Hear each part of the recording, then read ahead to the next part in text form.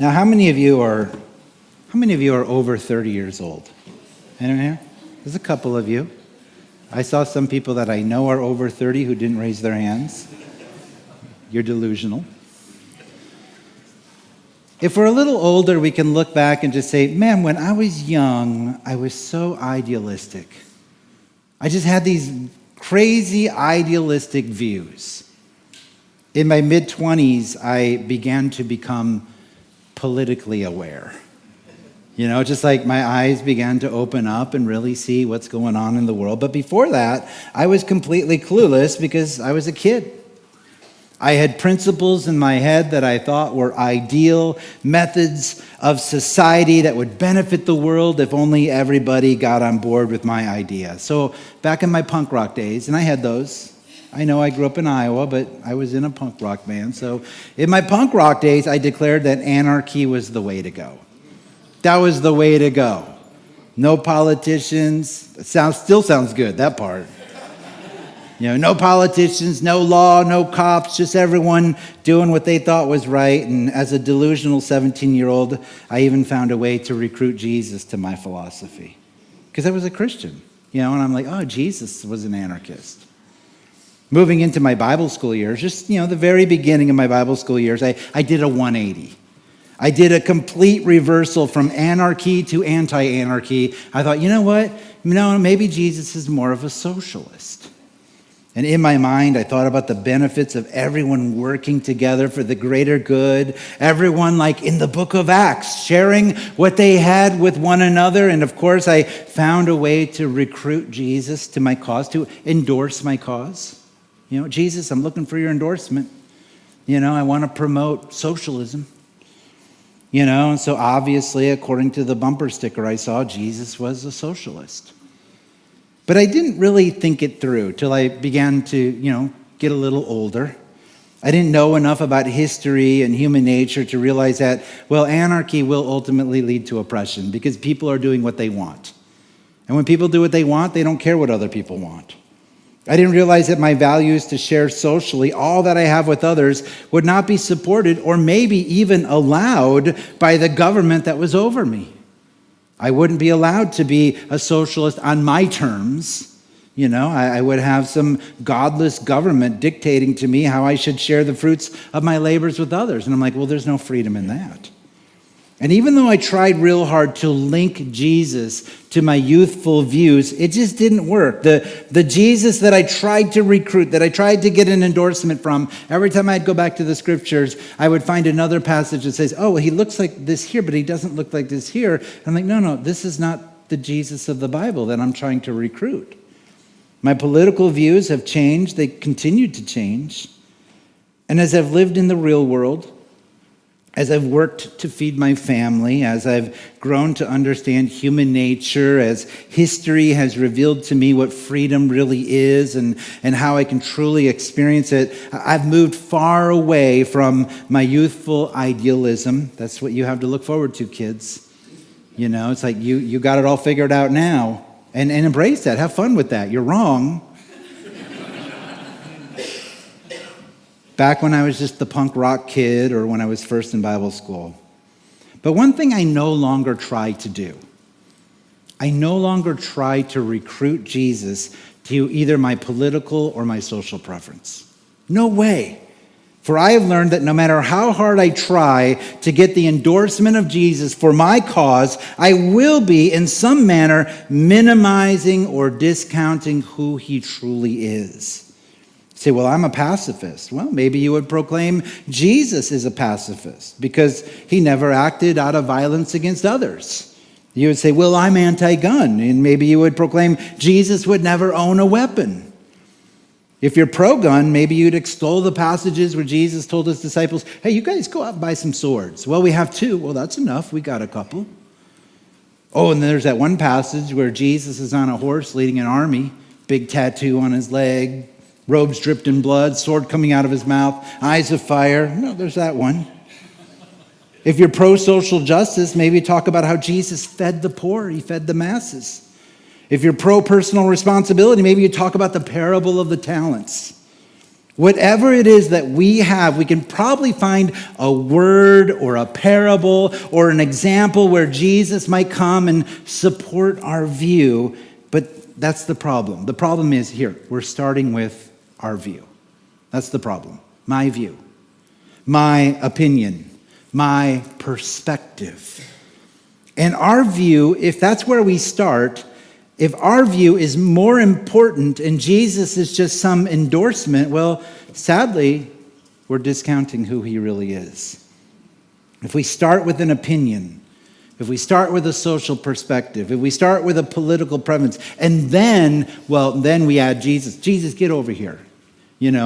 I'm over here pushing my preference, and you come on over here and endorse me. Inevitably, we're going to discount who he is. We say Jesus supports my narrative. The Bible responds by saying, no, Jesus is better than that. And this is the message we find in the book of Hebrews. People get different ideas. And the book of Hebrews responds to those ideas by saying, no, Jesus is bigger than that. Jesus encompasses more than that. Jesus is simply better. Now, when it comes to all the things in this world that might pull your sympathies one direction or the other, when it comes to the many, potential compromises that might cause you to discount the biblical claims of who Jesus is and what Jesus has accomplished, when it comes to the temptation of trading knowledge, law, and intellect for real faith and devotion, we're reminded that every other path that we attempt to follow is inferior. Everything we attempt that veers us from the narrow path that the scriptures have set before us will not be better than Jesus. Now, the book of Hebrews, the first thing we do, who is this letter written to? We don't really know for sure. Well, authorship. Well, who wrote it? We don't really know for sure. Simple answer. We don't know who wrote the book of Hebrews, who sat down with the little quill and who wrote these words out. We don't know who did that. We do know who the author is, though, because all scripture is inspired by, we know who the author is. The Holy Spirit inspires people to write these words down. And so it bears the harmony and the intelligence that only the Spirit can give. So we know who the author is. It was always a trick question in hermeneutics class. It would be on the test, who's the author of Ephesians, and then the kids that don't pay attention would write Paul. The kids who pay attention write the Holy Spirit. We'd get it right. The strongest arguments as far as human writers are concerned, they'll say, well, it's either Barnabas or Paul. There's several others, but those are the two main ones. And those who say, well, it's not Paul because the writing style is different. It's not Paul's writing style. And then they'll say, well, no, Paul originally wrote this in Hebrew, and then Luke translated in Greek. That's why it looks different. So that's their explanation. Do we have proof for that? We don't. Then why do they say that? I don't know. All such arguments are based on speculation, therefore both fruitless and useless to us. We don't know to whom this was written or what specific occasion prompted its writing. And that, kind of hinders us, because oftentimes we can understand what's being said because we know who wrote it, we know the audience, we know the situation, we know what was going on in that church or that city. Well, here we just have a simple message of how Jesus is superior. The writer of this letter did know the recipients personally. It's obvious. The writer had a history with them. The content of this letter suggests that the recipients were a Christian church comprised in a majority of Jewish believers.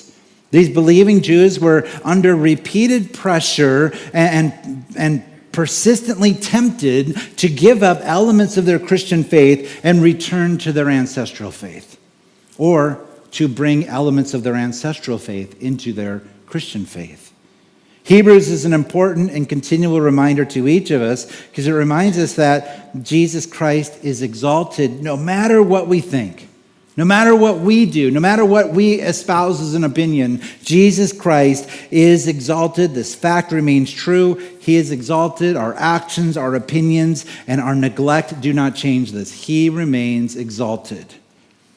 And this is an established fact. We're called to open our eyes to see him, not according to our own opinions of him. When someone comes to you and says, oh, I have my own ideas of who Jesus is, you can just say, you know what, let's talk about something else. Do you like to fish? Because they're just going to say nonsense. We don't get to have our own opinions of who Jesus is. We get to know who Jesus is based on what the scriptures teach us. This is an established fact. We are called to open our eyes and see him not according to our opinions, but to see him for who he is as he has been presented to us in the scriptures. He is first, he is above all else, he does not step aside, so that we can create or practice a religion without him. He does not step aside so that we can consider the requirements of the law without him. He does not step aside so that we can promote angels or Moses or some prophet as a higher authority. He is superior. He is supreme. He is equal to God the Father. He is an equal participant in all that God the Father has done. And this letter emphasizes the value of his incarnation, the value of his substitutionary death, and the value of his priesthood. In verse 4, we find that he is better or superior than the angels. The term of comparison, the word better, is found 19 times in the New Testament. When this is better than this is better than this. 19 times we find that comparison in the New Testament. But all but 6 of those are used in the book of Hebrews. Not only is he better in the book of Hebrews, but he's also more excellent and far above.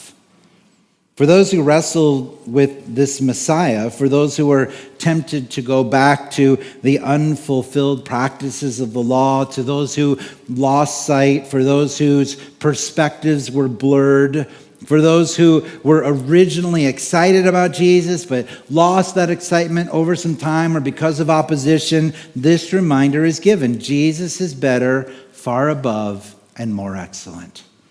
In fact, you could say, well, what's the book of Hebrews about? It's about those things. Jesus is better, Jesus is far above, and Jesus is more excellent.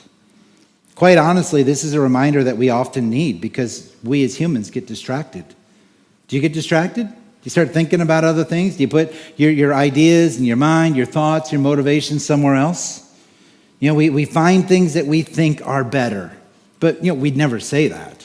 Hey, do you think something's better than Jesus? Oh, I would never say that. Not with my words. But sometimes our actions will definitely communicate it. I was saying, you know what? My worry is better than Jesus. Because I'm going to give it a lot more attention. I'm going to invest in it a whole lot more than I do in Jesus. My worry is better. My drunkenness is better. My anger is better. My lust is better. My plans are better. My works are better. These are the things I'm going to invest my life in. If we are in a place where our faces need to be slapped, have you ever been there? It's like, Lord, I'm not doing well. I don't have the gumption. I need one of two things. I either need a good slap in the face or I need you to grab me by the shoulders and give me a good shake. You ever been there? I pray that prayer a lot. Lord, I can't do it. I'm not there. Can you give me a good shake? If you're in a place where your faces maybe need to be slapped with the realization that your perspectives and priorities are out of place, then the book of Hebrews is ready to give that wake-up call. The book of Hebrews is ready, open hand, extended, and ready to go to wake us up. Let's look again at verse 1.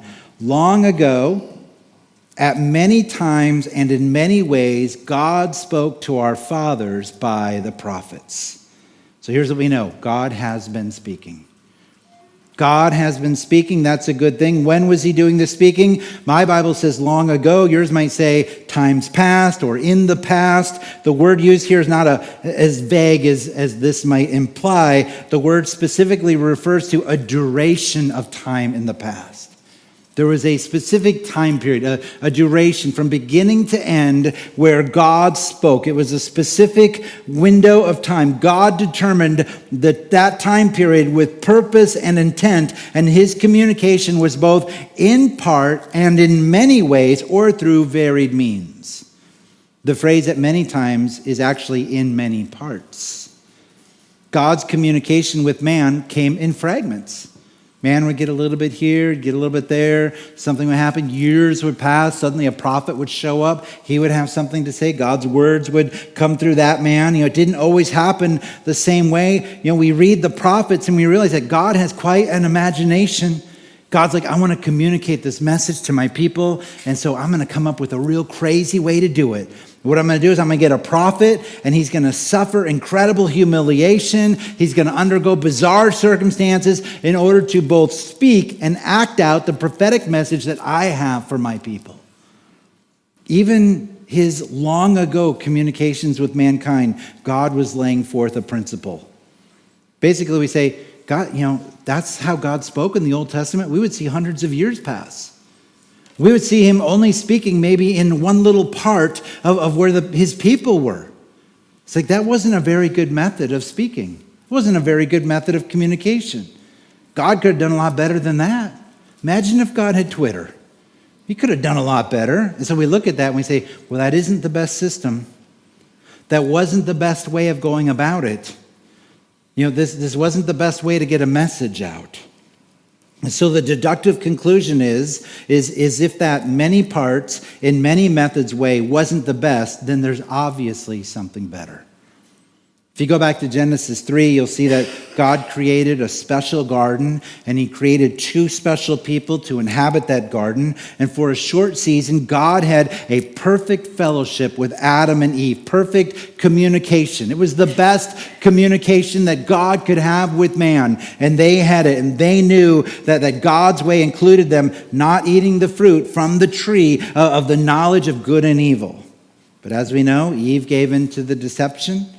Adam chose knuckle-headed disobedience. And instead of doing something God's way, where perfect fellowship and communication existed, they did things their own way. And all went downhill from there. You've read the Old Testament. It just went downhill. From Genesis 3, man, it was getting bad. It got really bad. All the way up to Genesis 6, holy smokes, it got bad. Then, oh my goodness, Genesis 11, it got really bad. It just is over and over again. It just kept going downhill. And from that point forward, mankind kept doing things his own way. So eventually, God established for mankind, listen, I'm going to deal with, all right, all you people of the world, you just hold on for, a few thousand years. I'm just going to deal with these Hebrew people. And I'm going to give them the law. We're going to work over here. And so God created the law. And in the law, he said, listen, here's my law. Now you Hebrew people, it's up to you. Here's my law. Here's what you're supposed to do. Now it's up to you. Man had to obey. Man had to do the work. Man had to comply. And ultimately, man learned this important lesson. Though he try, he could not always obey. Though he try, he could not always do the work. He could not always comply. The law was good in that it taught them about the holiness of God and the righteous requirements of God, but in their falling short, they longed for something better. There had to be something better than the law, and that law created a longing within them. There has to be something better than this in part, in various places, in various times. And Hebrews shows us that the one who fulfilled the law brought a better way. Jesus is better. The prophets were honored and considered to be great, but Jesus is better. The priests were honored. They were considered to be great men, but Jesus is better. The angels, they were honored. They were considered to be great, but Jesus is better. The second half of verse 1 says, but in these last days, he has spoken to us by his Son. In these last days, things have gotten better. Now, Hebrews 9:26, he talks about this, the person who wrote this. For then, he would have had to suffer repeatedly since the foundation of the world, but as it is, he has appeared once for all at the end of the ages to put away sin by the sacrifice of himself. And then 1 Peter 1 verse 20, he was foreknown before the foundation of the world, but was made manifest in the last times for the sake of you. So this is the contrast to the first words of verse 1. Long ago, That was a distinct period of time in the past, but now we have a distinct period of time referred to as the last days, the last times, the end of the ages. Things are better now. Communication is better now. You and I have the privilege of living in the last days. It's been the last days since Acts chapter 2, Pentecost. Here we are, we're in them. Things are good, things are better. We might not realize it as we look around and we try to put gas in our cars. We might not realize that things are better, but these are the days which are better. Not because they're newer, not because we have technology and great restaurants. Again, the betterness or the superiority of these last days has nothing to do with the cool things we have, but it has everything to do with Jesus. Previously, communication was fragmented and variable through the prophets. In these last days, it is complete in Jesus. God has spoken to us by or in his Son. The message he is speaking is a message of redemption. God is saying through Jesus to the world, he's saying, I want you guys back in fellowship with me. Remember when I had great communication with Adam and Eve? Things were great then they got bad. I want them to be better again. I want to redeem you and bring you back into fellowship with me. So the message of Jesus is redemptive. The ultimate message, the ultimate plan had to do with God redeeming mankind, buying mankind back, purchasing us with the blood of Jesus, restoring us to a right place of fellowship with God. This is, of course, not gained or maintained by the works of man. It's like, oh, we'll just do the law. God said, wait. Have you read my Old Testament? Have you learned that you cannot gain my favor with the law? Rather, this restoration is gained and maintained in Jesus. The word hath spoken indicates a focus on telling. Not just saying words, but something is being told. So it's like someone could speak and you're not listening to them, they're speaking. Someone could be speaking to you directly, you must listen. There's telling there. This is telling. God is with purpose telling us something of great importance through Jesus. And this message comes not only through the words that he spoke, but also through the word, the rhema, that Jesus is. The wording here does not specify a speaking that is done with voice and language, but a speaking that is done in his Son.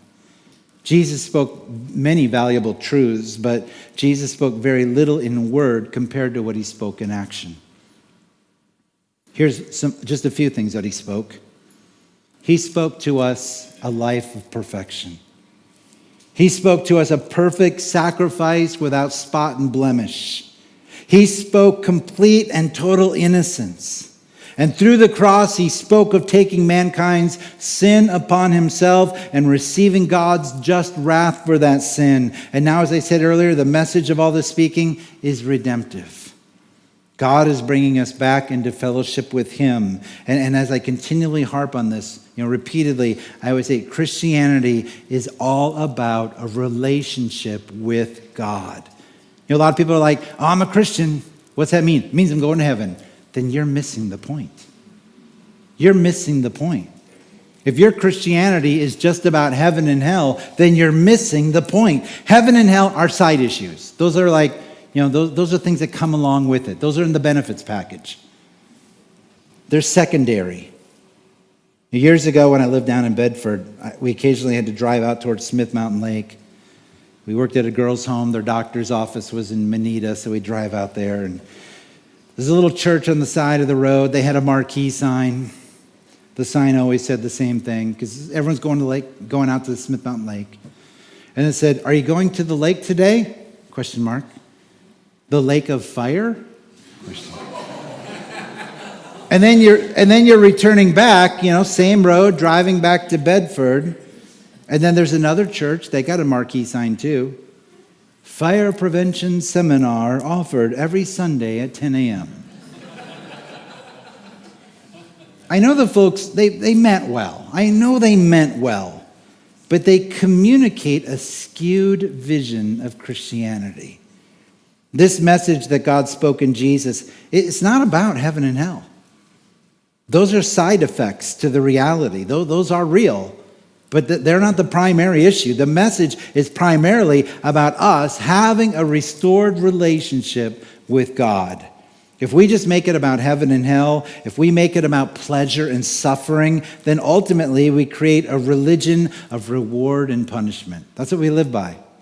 We live by a religion of reward and punishment, and that makes sense to us because we are a people that have our own sense of justice, and we think that's how things should work. It's like, oh, I did bad things, so I should be punished. Oh, I did good things, I should be rewarded. And we live this legalistic mentality because that's, our justice system. We bring that into our Christianity.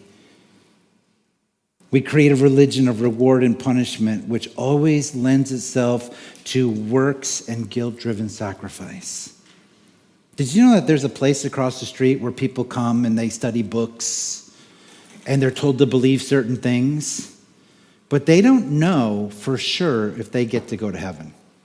They don't know because they've already filled up their 144,000 because that's, we met those numbers already. Well, then all these people, well, what do we do now? They're like, well, here's what you do. You got to read all these books. You got to learn all this stuff. You got to knock on so many doors. You got to attend so many meetings. And if you miss one and God comes back, sorry. If you're found in the moment not doing what you're supposed to do, sorry. So they live under this fear. It's like, people are like, why do so many people go over to that place? It's not a church. Don't call it a church. That place over there. Why are so many people over there? Because they're living in fear that if they don't go and Jesus shows up, well, they might not go to heaven. That's a completely different religious mentality. Jesus is better, but not better just so that he can give us a new and improved version of works-based law. Jesus is better because he brings us back into fellowship with God. Any believer who truly sees the grace in all of this will not worry about law-driven obedience. Instead, they'll be led with joy and willingness to live for God. It's like, hey, I'm going to live in obedience. Why? Because you're scared Jesus might catch you doing bad things? No, I'm going to live for Jesus because I recognize the grace that has been bestowed upon me. It's not works, it's not law, it's the grace. That's my motivation. It's a better way. Now, to prove this point, God gives us Jesus' resume, verse 2 and 3, back to Hebrews 1. But in these last days, that's us. We're in the last days. He has spoken to us by his Son, we've already covered that, whom he appointed the heir of all things, through whom also he created the world. He, Jesus, is the radiance of the glory of God and the exact imprint of his nature, and he upholds the universe by the word of his power. After making purifications for sins, he sat down at the right hand of the Majesty on high. And verse 4, having become as much superior to angels as the name he has inherited is more excellent than theirs. Aaron, are we having projector issues again? Oh, I thought I heard the noise. So God appointed Jesus the inheritor of all. Jesus is not some lackey servant who just gets a part. He is the ultimate co-equal with God, owner and possessor of everything. Now, this fulfills what was spoken in Psalm chapter 2, beginning at verse 6. He says, as for me, I have set my king on Zion, my holy hill. I will tell of the decree. The Lord, or Yahweh, said to me, you are my son. Today I have begotten you. Ask of me, and I will make the nations your heritage, and the ends of the earth your possession. You shall break them with a rod of iron and dash them in pieces like a potter's vessel. And yet people say, oh, Jesus was just a good prophet. He was just a good prophet. What did C.S. Lewis say? Jesus is one of three things. He's either a liar, or he's a lunatic, or he's actually the Lord. You say, oh, no, he's not the Lord, but he's a good prophet. No, then actually he's not a very good prophet. The things he prophesied didn't really come true then if he's not really God, the Son.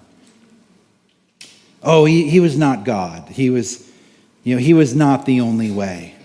People claim that Jesus is one option for spiritual fulfillment amongst many. Well, it depends on what you want in spiritual fulfillment. And yet the Bible tells us that Jesus is appointed as being the owner of everything, through whom also he created the world. John chapter 1, verse 3, all things were made Through him and without him was not anything made that was made. Colossians chapter 1, verses 17 through 18. And he is before all things, and in him all things hold together, and he is the head of the body, the church. He is the beginning, the firstborn from the dead, that in everything he might be preeminent. God is God with Jesus, but God is not God without Jesus. Jesus is the co-creator. He pre-existed everything. In him, all things consist. Basically, all that we see around us not only was created, but also is sustained by him. He is the radiance of the glory of God. Man, I love digging into this one. Digging into this one is great. Because the original language simply states that he is the brilliance of the splendor. Here's what that means.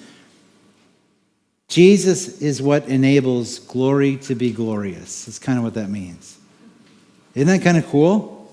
I think that's kind of cool, but I'm a Bible geek. Colossians chapter 1, verses 15. He is the image of the invisible God, the firstborn of all creation. For by him all things were created in heaven and on earth, visible and invisible, whether thrones or dominions or rulers or authorities, all things were created through him and for him. This passage doesn't even do the idea complete justice. To be an image is one thing. And to be an image is just like, an idol is an image. The false gods, the powers, the principalities, they give the people idols. And they said, that idol is an image of me, your God. And so people would come, they look at this carved image. And what they're doing is they're imitating God. Why are they imitating God? God's like, I've already created my image bearers. Human beings are my image bearers. To bear the image is one thing. We are all, as humans, believers and unbelievers alike, we are all created in God's image. Therefore, we carry the image of God. One of the 10 Commandments, the one that says, you shall not take the Lord's name in vain, which isn't about cussing. If you break that down, it literally means you shall not bear the image of God in vain, which is what unbelievers do. Unbelievers are caring about God's image, but they're doing it in vain. They're not glorifying him. And so we get this command in the 10 Commandments that basically says, don't live like an unbeliever. Live like a person that truly bears the image of God. But Jesus is more than an image. We're image bearers. Jesus is much more than that. To be the exact representation, the exact imprint of God's nature and essence, that takes it a step further. We're more akin to a reflection of God's image, but Jesus simply is God's image. He upholds the universe by the word of his power. The term universe is stuck in there to give us a picture of enormity and vastness, but it falls short. The term literally means all things. All things. Jesus upholds all things, and he is also the heir of all things. How does Jesus do this incredible thing? With the word of his power. The word, which has the power to create everything and has created everything, also maintains that which has been created. Now let's stop for a minute. Jesus is pretty awesome, right? I mean, that's kind of what this is telling us. Like, this is some heady stuff, but listen, Jesus is pretty incredible. This is only 4 verses. It's like, holy smokes, there's a lot to this Jesus guy. What else has he done? He's made purification for sins. He sat down at the right hand of the majesty on high. Now, sat down. Does that mean he got up and left? In our language, that's what we think. He vacated his throne. He left it, there it is sitting empty. Jesus left. And so if Jesus sat down at the right hand, then there must have been a time where he wasn't sitting at the right hand. That's what we think when we see this language. And that's the idea that is conveyed into our modern minds when we read this in English. But this, again, is the wrong idea. The idea here isn't that he sat down, but that he remained.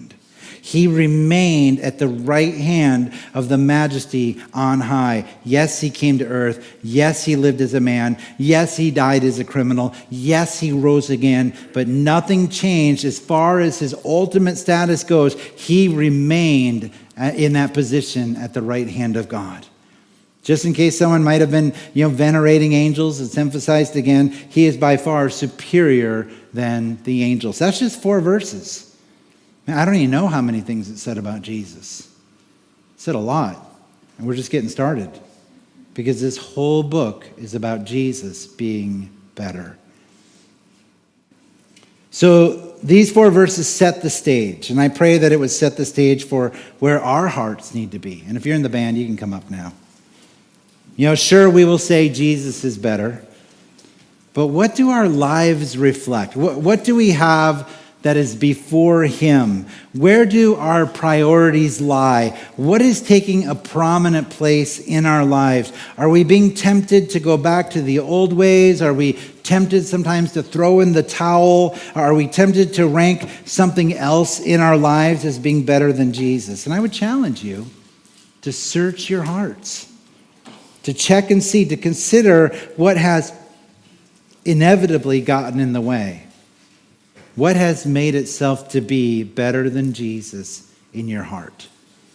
And if you see it, if it's there, if for you it's an issue, then I would challenge you that it's time to set that aside. If something else is on that throne, and it needs to be Jesus. We're called to inspect our hearts when we partake in the Lord's Supper. Something we're called to do. We partake in the Lord's Supper every Sunday. And so in a moment during this closing song, you can come forward or to the back by the offering box and you can pick up the elements. And as you hold on to them during this closing song, just where to take your mind. Where to take your heart. Remember that what he's given us is a better sacrifice, a better act of love, a better deed of redemption. And I would ask you to allow that remembrance to stir your heart and respond to what the Spirit is saying to your heart right now. So let's pray together. Father,